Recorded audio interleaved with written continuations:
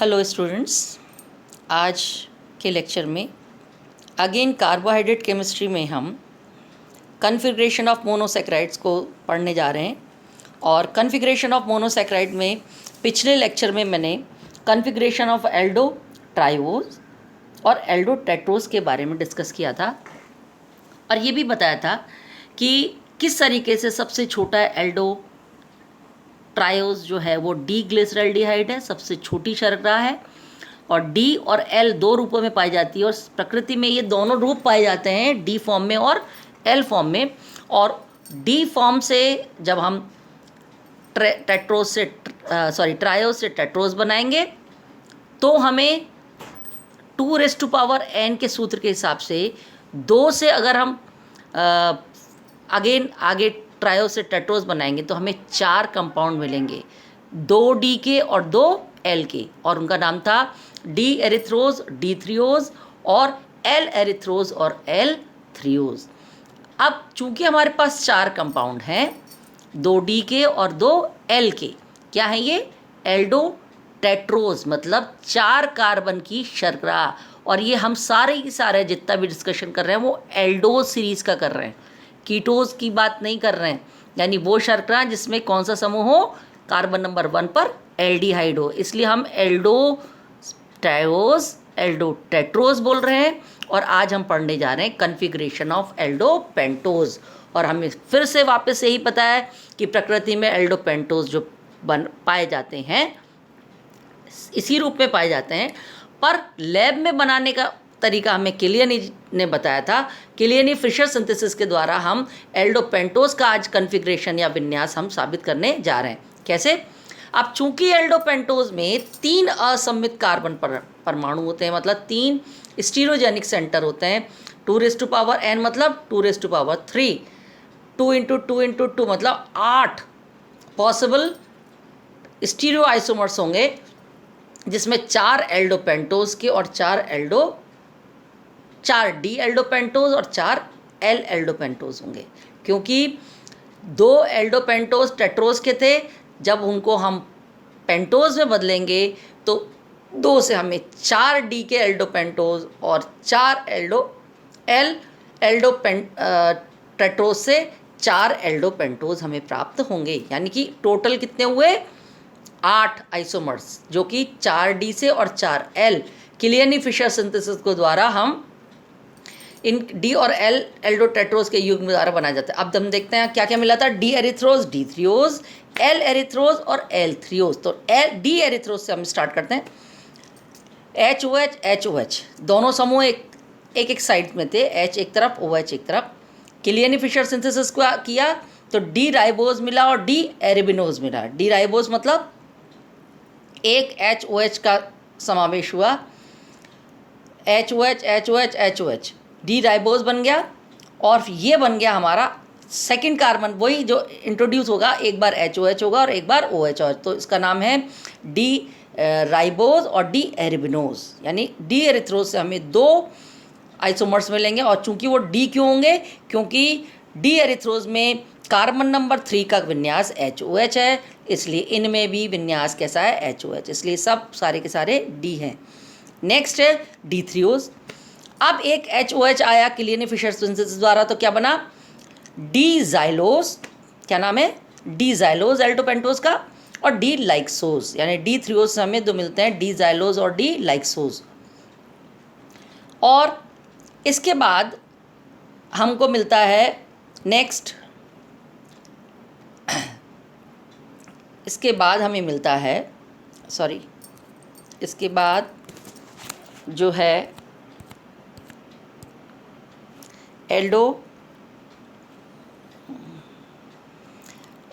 Pentose के बाकी D L. अब एल्डो पेंटोज के डी जो स्टीरियो आइसोमर्स में उच्चतम संख्या का विन्यास मैंने पहले बताया, OH हो तो उसको हम बोलेंगे L। तो अब एल एरिथ्रोज से 2 मिले, एल एरिबिनोज और एल राइबोज। जो पहले मिला था, पहले डी राइबोज और डी एरिबिनोज मिला था, अब पहले मिलेंगे एल एरिबिनोज और दूसरा मिलेगा एल राइबोज। एल थ्रियोज से क्या मिलेगा? एल लाइक्सोज और एल जाइलोज। जो पहले डी मिले थे अब हम बोलेंगे एल। यानी टोटल हमें कितने कंपाउंड मिले? 8। 4 डी के एल्डोपेंटोज और 4 ही एल के एल्डोपेंटोज। देखो सब में देखो उच्चतम संख्या के असममित कार्बन कितने हैं? 3। Carbon number 2, 3, 4। और उच्चतम कार्बन संख्या कौन सी है? 5, सॉरी 4। तो 4 पर विन्यास कैसा है? OHH, OHH, OHH, OHH। इसलिए सारे के सारे क्या हैं? Capital L। इसलिए हम विन्यास देख सकते हैं कि चारों का विन्यास होगा हमारा L। अगर हम इन्हीं 8 से, इन्हीं 8 से अगर हम क्या बनाएं? एल्डोहेक्सोज बनाएं, 6 कार्बन की शर्करा बनाने की कोशिश करें तो 4 से 8, 4 डी एल्डोपेंटोज से 8 डी एल्डोहेक्सोज मिलेंगे और 4 एल एल्डोपेंटोज से हमें 8 एल एल्डोहेक्सोज प्राप्त होंगे। कैसा, क्या मतलब है? इस तरीके से हम कॉन्फ़िगरेशन ऑफ एल्डोहेक्सोज देख सकते हैं। जैसे एल्डोपेंटोज के डी त्रिविम समावयव में उच्चतम संख्या वाले असममित कार्बन का विन्यास डी ग्लिसरॉल्डिहाइड के समान होता है, उसी प्रकार एल्डोहेक्सोज में भी डी त्रिविम समावयवों के उच्चतम संख्या वाले असममित कार्बन का विन्यास डी ग्लिसरॉल्डिहाइड के समान। ओके, पहले भी देख चुके हैं। एल्डोहेक्सोज में 4 असममित का सेंटर होते हैं, इसलिए 2⁴